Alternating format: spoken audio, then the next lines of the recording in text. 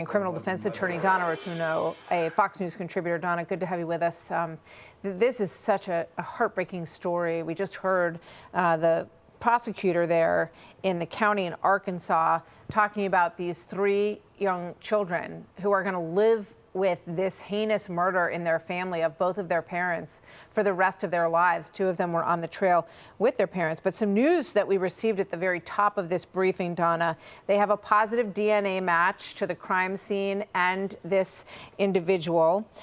He admitted guilt in these murders, and they believe that he acted alone, and his name, to repeat, is Andrew James McGann, and this is the murder of Cristen and Clinton Brink, ages 43 and 41. Donna, your reaction to what we just heard?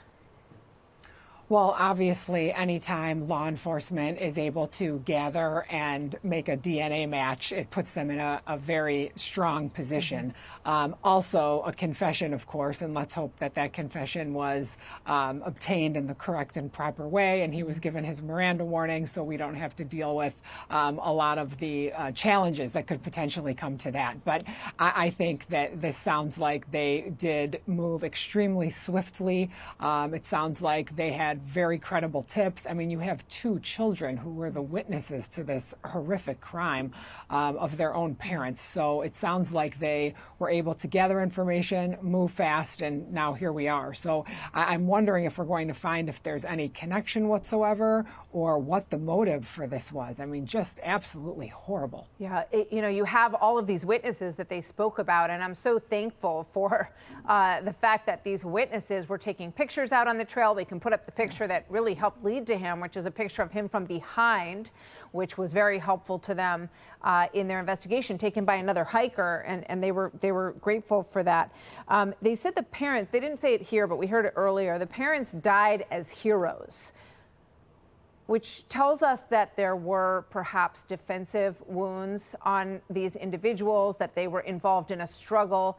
And also, Donna, what we've learned about his past, he bounced around as a teacher at a number of elementary schools. What do you take from all of that? So it sounds as if they were protecting their children and doing anything that they can do to keep them safe. So that's heartbreaking in and of itself. What we're learning about him bouncing around schools is really astounding. So you wonder if maybe the kids were the intended target and the parents were protecting the children and they ended up dying, or if he spared the children because he's been a school teacher. I mean, who knows? There's a lot of different ways that you can look at it. But it sounds to me like he clearly didn't have any background. He passed background checks to work at schools, and so whether or not we're going to hear that he had any mental health background, I guess time will tell. But my goodness, what we're learning from this is just I know. Our reporter Brooke Taylor spoke with a mother at one of these schools who did express some concerns about this individual.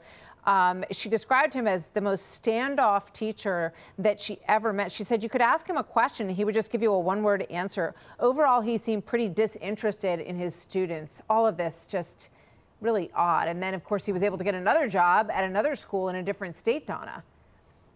It's really bizarre, and you would think that maybe there would be some way that you can vet teachers and get those parents information and feedback in terms of what they thought of somebody that moves around that often. I mean, looking at the photos, Martha, I mean, it doesn't, we don't need to be a genius to look at them and think maybe something's not right. Absolutely. Yeah. Donna Rotuno, thank you very much. The headlines here, a positive DNA match for this killer named McGann. Last name McGann admitted his guilt to law enforcement officials in Arkansas. And as Donna pointed out, she hopes that was done in the proper procedure. And they believe that he acted alone in the murders of Clinton and Cristen Brink on that trail in Arkansas. Thanks to Donna Rotuno for joining us.